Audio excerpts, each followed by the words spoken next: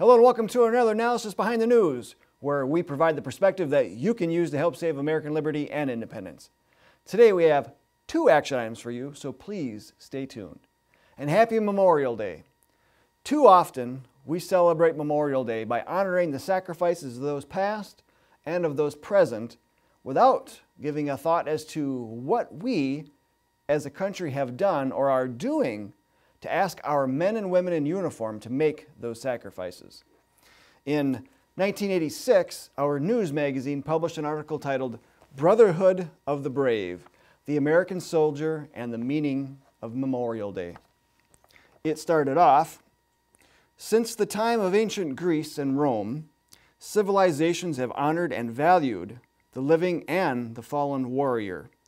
Since the Revolutionary War, American society has also honored the warrior, recognizing that his demonstration of valor is a profoundly singular act that requires the summoning of great inner resources to conquer fear in the face of maiming, mutilation, and death. To admire the warrior is not to admire war. Rather, it is to hold in high regard the personal qualities that enable a human being to face the ordeal of the battlefield. The slain, as well as the survivors, are heroes for having faced death. The survivors are forever transformed by the intense personal experience of combat, and they are never again quite the same internally. Soldiers put their trust and confidence into their fellow soldiers, their officers, and the top brass, knowing that they may have to make the ultimate sacrifice. That type of trust should never be abused by those who make the decision to send troops off into combat.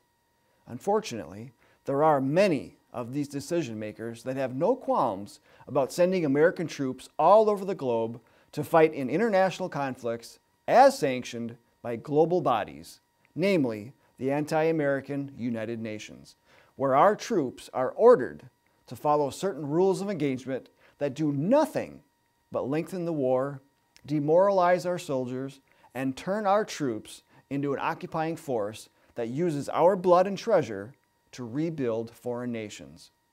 So today, stop to think that war is hell on our soldiers and their families, and that the war machine that is alive and well and has been running nearly nonstop for the last 3 decades also puts our country's economy at great risk and embroils us all into types of entangling alliances, of which our founders warned us against. Life is precious, and the decision to engage in war must never be done lightly, nor should it be done to support a global agenda. Our founder, Mr. Robert Welch, thought so highly of one American soldier that he named our organization after him, Captain John M. Birch. 4 years before founding the John Birch Society, Mr. Welch accidentally came across a mention of Captain Birch's name and was so intrigued that he researched his story and wrote a book about him called The Life of John Birch. He wrote in 1954, "Until a little more than a year ago, I had never heard of John Birch, and the links of transmission through which the impact of this young man reached me were thin and strained. All alone in a committee room of the Senate office building in Washington, I was reading the dry typewritten pages in an unpublished report of an almost forgotten congressional committee hearing. Suddenly, I was brought up by a quotation of some words an Army captain had spoken on the day of his death 8 years before. Interest in the quotation soon led me to the incident with which the following narrative begins. From then on, the light of John Birch's actions gradually became greater than the light of his words, and neither would depart. With regard to both, I had to learn all I could of their source and their circumstances. This small book is the result of my search." He continues, "It is no accident that you also, who now read these lines, have probably never heard of John Birch before. That small victory of our communist enemies in consigning him to temporary oblivion cannot now be undone. But even with my plotting skill bogging down my bounding purpose, I believe that you will long remember him after finishing these short chapters ahead. And his memory will add, in some small measure, to your hope and inspiration. To even begin to answer the question of who is John Birch, allow me to offer a small spoonful of what Robert Welch dished up in a small but poignant book. So, chapter 1. The time is an evening in April 1942. We have been at war with Japan for 4.5 months. Colonel Doolittle's flyers have just startled themselves, the Japanese, and the world with their token bombing of Tokyo. But the planes have no place to land within their fuel range, for China has been at war with Japan 4.5 years. The coastal provinces of China are full of occupation troops, which at this time are beginning new advances inland. The 3 airfields most counted on all have been bombed, whether through a leak in Washington as suspected by General Stilwell or solely by the accidents of war. At any rate, Doolittle and his fellow pilots simply fly their planes to the Chinese mainland and over it as long as their gasoline holds out. They then come down with a crash landing or by parachute. The place is a cheap restaurant in a village by a river near the western boundary of Shiking province. One of the customers is a young American. He is dressed in cheap native clothes and speaks the native dialect. He is eating the cheapest native food by habit as well as by thrifty instinct.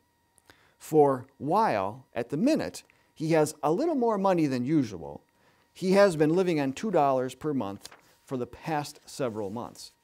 Later, this ability, gained by hard experience, to subsist on bamboo shoots and the cheapest red rice is to prove of great value when he becomes the first American ever to live and work in the field with a Chinese army. Later, he is to prove his remarkable proficiency at disguising himself and melting away undiscoverably into the native population. But tonight, he knows nothing of this future. Fortunately, while not conspicuous, he is making no attempt to hide his own nationality. The other patrons of the restaurant are all Chinese. One of them, on his way out after a brief meal, brushes up against the stranger as if by accident and manages to whisper in Chinese, "If you are an American, please follow me." The stranger, as soon as he dares, also rises and leaves. The incident goes unnoticed by the other diners. Outside, the American is taken by his self-appointed guide to a small covered riverboat, casually and inconspicuously laid up alongside the river's bank. In that boat, he finds Colonel James H. Doolittle, who has been hidden and brought this far by Chinese patriots. This is the first American Doolittle has seen since his raid. The young man is able to not only get Colonel Doolittle safely into free China, but is instrumental in rounding up and saving a number of the men from several of the other planes. Without him, it is doubtful that any of these flyers or their commander himself would have escaped capture and torture by the Japanese. I ran across this very small but unusual pebble on the beach of history while looking for some larger and entirely different rocks. It puzzled me and prompted several questions. Number 1, who was this young American? Number 2, how did he happen to be where he was at this exact and opportune time? Number 3, what happened to him afterwards? As I dug for the answers, they soon led me to more important questions.